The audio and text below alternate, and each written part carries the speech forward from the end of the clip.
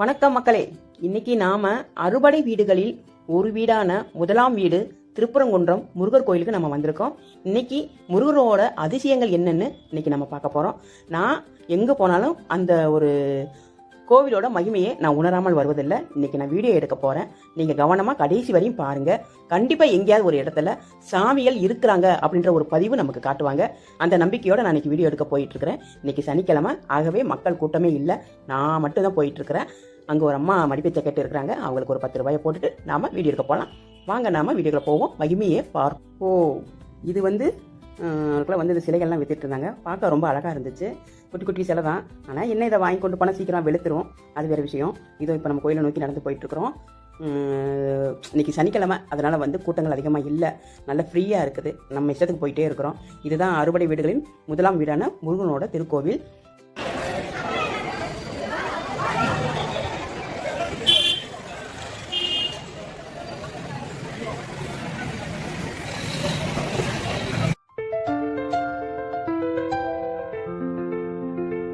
பாருங்க மக்களே, இது லட்சுமி தீர்த்தம்.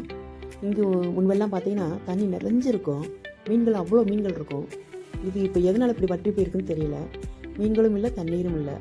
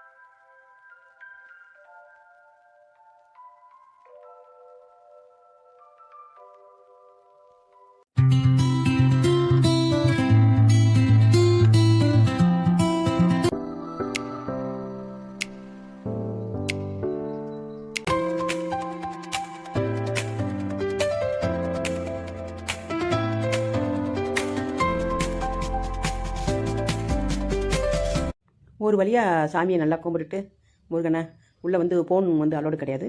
அதனால் நடக்க ஆரம்பிச்சிட்டேன். இது கிரிவலம் சுற்றி வரும்போது கொஞ்சம் ஒரு சைடில் வரும்போது இந்த சிவன், விநாயகர், முருகர் எல்லாம் 3 பேர் ஒரே இடத்துல இருக்கிறாங்க. அவங்கள கொஞ்சம் வீடியோ எடுத்துக்கிட்டேன். மத்தியானம் பொழுதுன்றதுனால யாருமே இல்லை, பூசாரிகள் யாரும் இல்லை. நானே பூசாரியாகவும் நானே பக்தராகவும் கும்பிட்டுட்டு அங்களுக்குள்ளே இருக்கிற மலையை கொஞ்சம் எடுக்கணும்னு ஆசை. மலைன்றதே ஒரு மகிமையாக தான் இருக்குது. நம்ம நினைக்கிற அது கல்பாரின்னு, ஆனால் அந்த இடத்துல நிற்கும் போது ஒரு விதமான உணர்வு இருக்குது. ஏதோ ஒரு பாசமும் தோணுது. நல்லா இருந்துச்சு இந்த உணர்வு. அப்படியே உள்ளே போனேன். உள்ளே இந்த சிவனாலயம் இருந்துச்சு. சொல்ல முடியாத ஒரு அமைதியாக இருந்துச்சு. ஒரு புதிய விதமான ஒரு உணர்வு இருந்தது. நல்லா இருந்துச்சு. கேட்டு பூட்டி தான் கிடந்துச்சு. ஆனால் சிவனாலயம் என்னமோ மனக்கதவு திறந்திருக்கும் போல இருக்குது. ஒரு விதமான உணர்வு. நல்லா இருந்துச்சு இந்த ஃபீலு. இதை பார்க்குறவங்களுக்கு எப்படி இருக்குன்னு எனக்கு தெரியல. ஆனால் நான் நல்ல இந்த தெப்பக்குளம், இந்த அழகு, இந்த இனிமையான காற்று, இது என்னை எங்கேயோ கொண்டு போனது மாதிரி ஒரு ஃபீல் இருந்துச்சு. ஏதோ எல்லாமே எனக்கே சொந்தமான ஒரு ஃபீலு. சும்மா சொல்கிறேன். அப்படி ஒரு சந்தோஷமாக இருந்துச்சு. அமைதியாக நானாக, ஆள்க யாரும் இல்லாமல் நானாக வீடியோ எடுத்துகிட்டு நானாக இருந்ததில் ரொம்ப சந்தோஷம். தெப்பக்குளத்துக்குள்ளே போனேன். பாருங்கள், உண்மையான சொல்கிறேன், சத்தியமாக சொல்கிறேன். ஒரு நல்லா இருந்துச்சு. அங்கே ஒரே ஒரு அம்மா மட்டும் துணி வச்சுட்டு இருந்தாங்க. நான் பக்கத்தில் உட்காந்து காலை நினைக்கலான்னு நினச்சேன். இந்த காலை நினைக்கும் போது ஒரு புதுவிதமான ஒரு உணர்வு எனக்கு இருந்துச்சு. பாருங்கள், நான் ஒரு படிக்கட்டில் உட்காந்துருக்கிறேன், தள்ளி உட்காந்துருக்கிறேன். என் கால் தள்ளி தான் நான் வைக்கிறேன். என்ன காரணம்னு தெரியல. கால் உள்ளே போகும்போது வெள்ளையாக இருக்குது, வெளியே வரும்போது சிவப்பாக வருது. இதை நான் என்னென்னு எனக்கு அப்போ தோணலை. ஆனால் கொஞ்சம் யோசித்தேன், என்னடா இப்படி இருக்குன்னு யோசித்தேன். நான் எப்போதுமே கோயிலுக்குள்ளே போன ஒரு புதுவிதமான விஷயங்களை உணர்வேன். இது உங்களுக்கு எப்படி தோணுதுன்னு தெரியல. இது எனக்கு ஏதோ ஒரு அதிசயமாக தான் தோணுச்சு. நான் அதை உணர்ந்தேன். இதில் நம்ம இது எதுவும் நம்பணுன்ற அவசியமும் இல்லை, நம்பாமலும் இருக்க முடியாது. குன்றில் இருக்கும் இடமெல்லாம் குமரன் இருக்கும் இடமாக இருக்கட்டும்னு ஔவையார் பாட்டி சொன்னது போல், குன்றுகள் எல்லாம் முருகன் இருப்பது போல் ஒரு ஈர்ப்பு இருக்குது. நல்லா இருந்துச்சு எல்லாமேவும். நானாக வீடியோ எடுக்க தான் கொஞ்சம் கஷ்டமாக இருந்துச்சு. யாராவது ஹெல்ப் பண்ணியிருந்தால் நல்லா இருந்திருக்கும், இன்னும் அழகாக எடுத்துக்கலாம். நானாக எடுத்தது கொஞ்சம் அப்படி தான் இருக்கும். ஆனால் ஒரு உண்மையை நான் உணர முடிஞ்சிச்சு. நல்ல ஒரு சக்தியை நான் உணர முடிஞ்சிச்சு.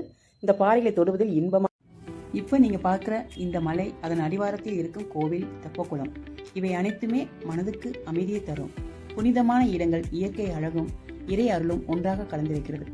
இப்படி அமைதியான இடங்களுக்கு வந்து சில நிமிடம் இறைவனை நினைத்தால் போதும். இது ஒரு கிரிவலம் போகிற ஒரு பாதை தான். ஆனால் என்னவோ தெரியல, இந்த பாதையை ஃபுல்லாக ரொம்ப கழிச்சி பண்ணி வச்சுருக்காங்க. ரொம்ப கஷ்டமாக இருந்துச்சு நடந்து போகிறதுக்கு. இந்த ஒரு கொஞ்சம் தூரம் மட்டும் ரொம்ப மோசமாக இருந்துச்சு. இது அப்படியே மலைக்கு பின்னாடி உள்ள ஒரு இடம், தெப்பக்குளத்து பக்கத்தில். இதை கொஞ்சம் பராமரித்து பார்த்தா ரொம்ப நல்லாயிருக்கும். பார்க்க ரொம்ப அழகாக இருக்குது. ஆனால் ஒரு பராமரித்து இல்லாமல் ரொம்ப அசிங்கமாக இருந்துச்சு. இது முருகன் கோயிலுக்கு அப்படியே ஆப்போசிட்டில் இருக்கிற மலை மேலே இருக்கிற ஒரு கோவில். மலை மேலே ஒரு கோவில் சாமி இருக்காங்க. நான் ஏற்கனவே போயிருக்கேன். ஆனால் இந்த வட்டம் என்னால் கிரிவலம் வந்ததில் கால் வலி, அதனால் மேலே ஏறலை. அதனால் இங்கே இருந்தாப்புலே நான் வீடியோ எடுத்துகிட்டு கிளம்புறேன். பாருங்கள் எவ்வளோ அழகாக இருக்குன்னு பாருங்கள். மலைக்கு பின்னாடி இருக்கிற நாகாமா புத்து இது அப்படியே ஆப்போசிட்டில் இருக்கும். இந்த கோயில் எப்பயுமே மகிமையாக தான் இருக்கும், நான் உணர்ந்துருக்கிறேன். இன்றைக்கி இவங்களை நான் வீடியோ எடுக்கும்போது எனக்கு ஒன்றும் தோணலை. பாருங்கள் இந்த வீடியோ எப்படி சேக்காகுதுன்னு. நான் எதுவுமே எடிட்டிங் பண்ணலை. இந்த வீடியோ மட்டும், இந்த அம்மன் மட்டும் அப்படியே ஒரு மாதிரி அலையாக வராங்க பாருங்கள். இது உண்மை. நான் எடிட்டிங் பண்ணும்போது தான் இதை கண்டுபிடிச்சேன். என்னடா அதை எடுக்கும்போது ஒரு மாதிரி இருந்துச்சு, இப்போ அப்படி இருக்கேன்னு பார்த்தேன். ரொம்ப ஒரு பவர்ஃபுல்லான அம்மன் தான். சாமிகள் இருக்காங்க தான், இல்லாமல் இல்லை. அதெல்லாம் பவரோடு தான் இருக்கிறாங்க. இந்த அம்மனை நீங்கள் பார்த்தீங்க இல்லையா, இதே தான் பக்கத்தில் இருக்கிற அம்மன். இவங்களும் இந்த புத்து தான். ரெண்டுமே ஒரே இடத்துல இருக்கிறவங்க தான். இவங்க வீடியோ எப்படி இருக்குன்னு பாருங்கள், தத்ரூபா நிற்கிது. ஆனால் அந்த அம்மனோட சிலை மட்டும், அந்த புத்து மட்டும் பாருங்கள் எப்படி ஆட்டம் கொடுக்குதுன்னு பாருங்கள். இருக்காங்க, எல்லாருமே இருக்காங்க. உணரணும் நாம் அதை தான். நான் எப்போவுமே கோயிலுக்கு வந்து ஏதாவது ஒரு சாமியோட உணர்ந்துருவேன். இது இன்றைக்கி என்னன்னு தெரில, எனக்கு வீடியோலையும் கிடச்சிருக்கு, தெப்பத்துலேயும் சரி, இதுவும் சரி. எனக்கு உண்மையாக தான் தோணுது. மக்களே, உங்களுக்கு இது எப்படி தோணுதோ அதை நீங்கள் அப்படி எடுத்துக்கோங்க. நம்புகிறவங்களுக்கு கண்டிப்பாக சாமி உண்டு.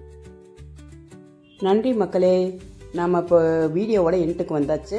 அப்படியே வழியில் ஒரு குரங்கு ஒன்று வயிற்றுக்குள்ளே 2 குட்டி இருந்துச்சு. பார்க்கவே ரொம்ப கஷ்டமாக இருந்துச்சு. அது அப்படியே எதையும் சாப்பிட்டுட்டு அப்படியே அந்த பக்கம் போச்சு. அதையும் நம்ம கவர் பண்ணியாச்சு. இப்போது இந்த முருகர் கோயிலில் நம்ம சுற்றி வந்ததில் எனக்கு ரொம்ப மனசுக்கு அமைதி கிடைச்சிச்சு. பார்த்த உங்களுக்கு கண்டிப்பாக அமைதி கிடைக்கணும். இந்த முருகன் அறுபடை வீட்டுக்கு சொந்தக்காரர், முதலாம் ஸ்தலத்தில் இருக்கும் திருப்பரங்குன்றம் முருகன் உங்களுக்கும் அந்த அருளை தர வேண்டும். நம்ம கேட்குற அனைத்தையும் முருகர் தரணும்னு நான் வேண்டிக்கிறேன். இந்த வீடியோ பார்த்தவங்களுக்கு என்ன தோணுச்சுன்றதை எனக்கு கமெண்டில் சொல்லுங்கள். முருகனுக்கு போற்றி போற்றி.